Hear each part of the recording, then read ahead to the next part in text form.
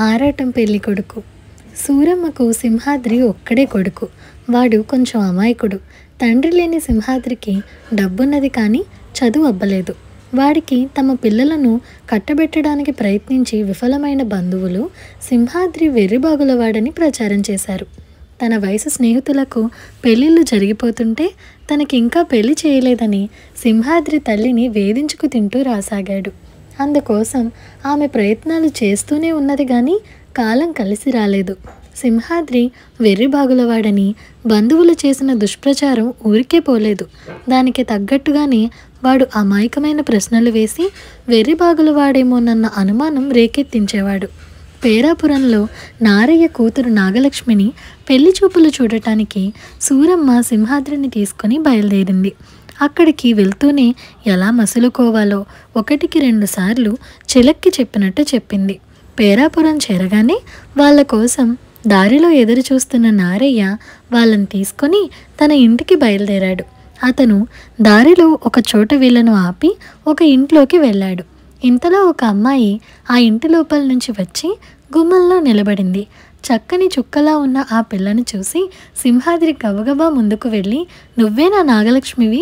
అని అడిగాడు. ఆ పిల్ల జవాబు చెప్పకుండా లోపలికి వెళ్ళిపోయింది. తన పక్కన ఉన్న సింహాద్రి నారయ్య వెళ్ళిన ఇంటి గుమ్మం దగ్గర ఉండటం చూసి, "సూరమ్మ, ఏమిట్రా అక్కడున్నావు?" అని అడిగింది. సింహాద్రి జరిగినది చెప్పాడు. "తప్పు, అలా అడుగుతారా?" అన్నది ఆమె.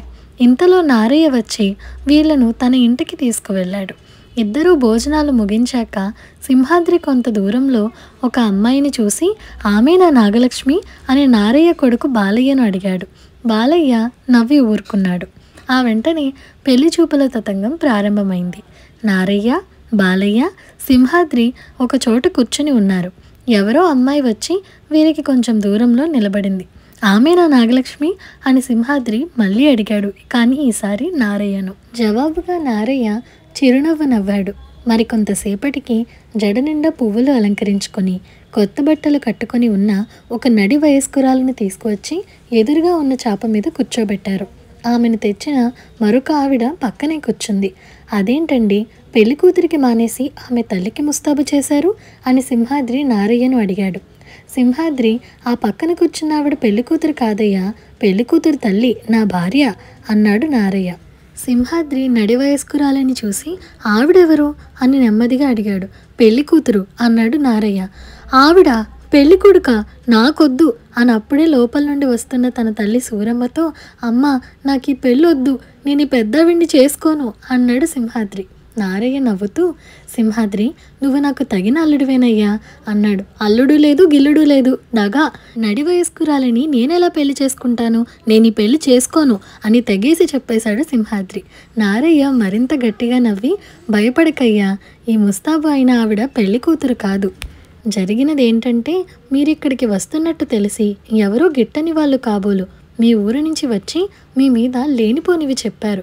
కానీ ఆడపిల్ల వాళ్ళం, మా భయం మాకుంటుందిగా. నిజమో అబద్ధమో తెలుసుకోవాలని దారిలో నిన్ను మాటల్లో దింపాను. నీ ప్రసంగంలో కానీ నడకలో కానీ నాకేమీ లోపం కనిపించలేదు. దారిలో ఒక ఇంట్లోకి నేను వెళ్ళగానే ఆ ఇంటి గుమ్మంలో నువ్వు చూసిన పిల్ల మా అమ్మాయే, నాగలక్ష్మి. వాళ్ళ ఇంటికి వెళ్ళిందట. పెళ్లి కూతుర్ని ఎప్పుడు చూద్దామా అన్న నీ ఆరాటం చూసి తమాషా చేద్దామని, నీ గురించి ఇంకా బాగా తెలుసుకోవాలని ఈ నాటకం ఆడామన్నాడు. "అల్లుడితో ఆటలేంటి?" అని సింహాద్రి చిరుకోపం ప్రదర్శించాడు.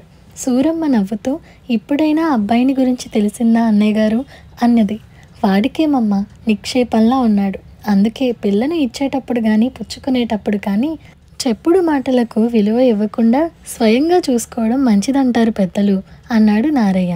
ఇంతలో నాగలక్ష్మినే ముస్తాబు చేసి అక్కడికి తెచ్చారు.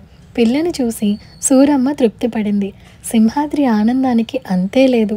తన అల్లుడు అందరూ అన్నంత అమాయకుడు, తెలివి తక్కువవాడు కాదని నారయ్య కూడా తృప్తిపడ్డాడు. ఇదండి ఇవాల్టి కథ. ఈ కథ మీకు ఎలా అనిపించిందో మా కామెంట్ సెక్షన్లో చెప్పండి. అలాగే మీకు ఈ వీడియో నచ్చినట్లయితే like, share, subscribe to Priya stories Telugu. Thank you for watching.